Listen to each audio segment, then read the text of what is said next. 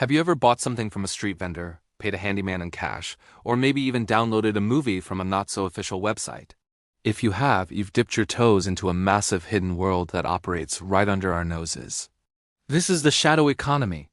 It's not just about shady deals in dark alleys. It's a complex, global network of untaxed and unregulated economic activity. And you might be surprised to learn that it's not just a small-time thing. In some countries, it makes up over half of their entire economic output.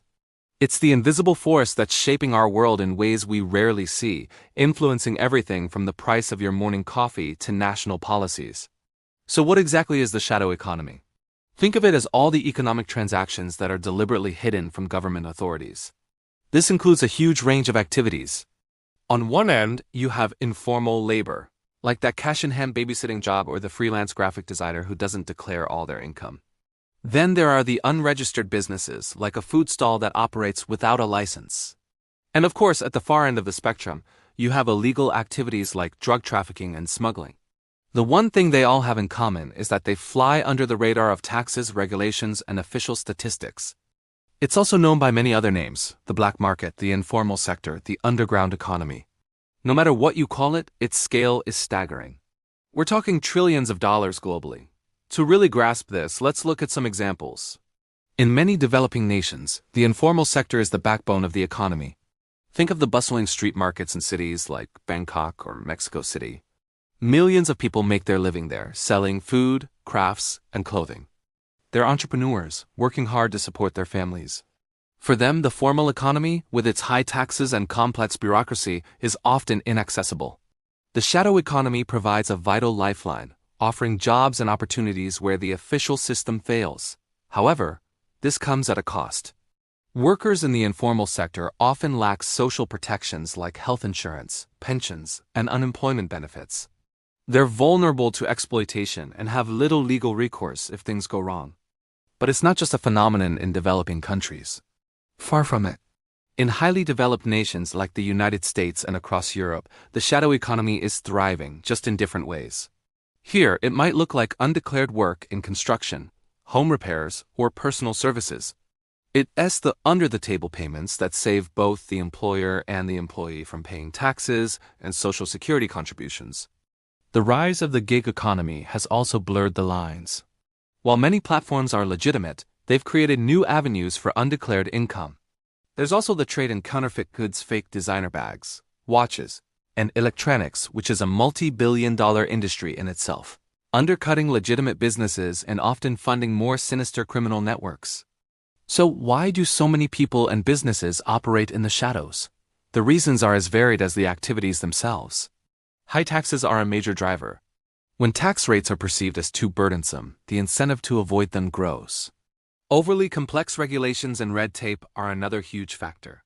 For a small business owner, the cost and time required to navigate licensing, permits, and labor laws can be overwhelming, pushing them into informality just to survive. In some places, a deep-seated distrust of the government also plays a part. If citizens feel the state is corrupt or that their taxes aren't being used effectively, they're less likely to contribute. And of course, for purely criminal enterprises, the entire point is to operate outside the law to profit from illegal goods and services. The impact of this vast, hidden economy is a real double-edged sword. On one hand, as we've seen, it can be a source of employment, and income for millions, acting as a social safety net and a shock absorber during economic downturns. It can foster entrepreneurship and provide goods and services that people want at lower prices. But the downsides are significant, and they affect all of us. When a large chunk of the economy goes untaxed, governments lose out on massive amounts of revenue. This means less money for public services like schools, hospitals, infrastructure, and law enforcement. We all end up paying the price, either through higher taxes on the formal economy or through a decline in the quality of public services. Furthermore, the shadow economy creates an unfair playing field. Legitimate businesses that follow the rules, pay their taxes, and adhere to labor laws find themselves at a disadvantage, competing against informal rivals who don't have those same costs. This can stifle growth and innovation in the formal sector. There are also serious concerns about worker exploitation. Without the protection of labor laws, workers in the shadow economy are often subject to low pay, dangerous working conditions, and no job security. And let's not forget that the most extreme parts of the shadow economy, the black markets, fuel crime, corruption, and instability, undermining the rule of law itself. So what can be done? Tackling the shadow economy isn't about launching a war on street vendors. That would be counterproductive and harm the most vulnerable. Instead, effective strategies focus on addressing the root causes. This often means simplifying tax systems and lowering rates to reduce the incentive for evasion. It means cutting bureaucratic red tape to make it easier and cheaper for businesses to formalize.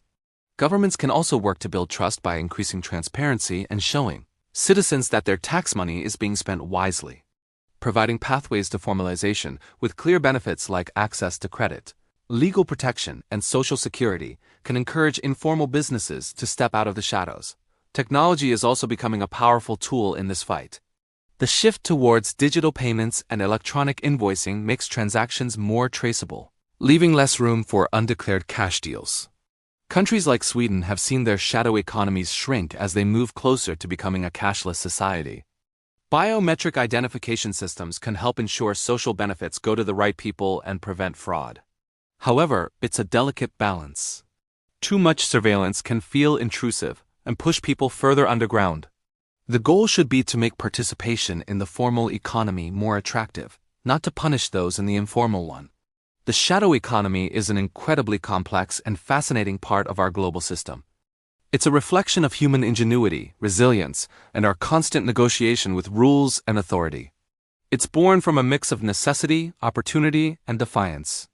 It's a source of livelihood for the marginalized, a burden on public finances, and a challenge to fair competition. Understanding its drivers and consequences is crucial for creating more equitable and prosperous societies. It shows us that the official numbers and charts we see only tell part of the story. The real economy is much bigger, much messier, and much more human than we often imagine. So next time you see that hidden world in action, you'll know you're looking at a powerful, invisible force that shapes all of our lives. Thanks for watching.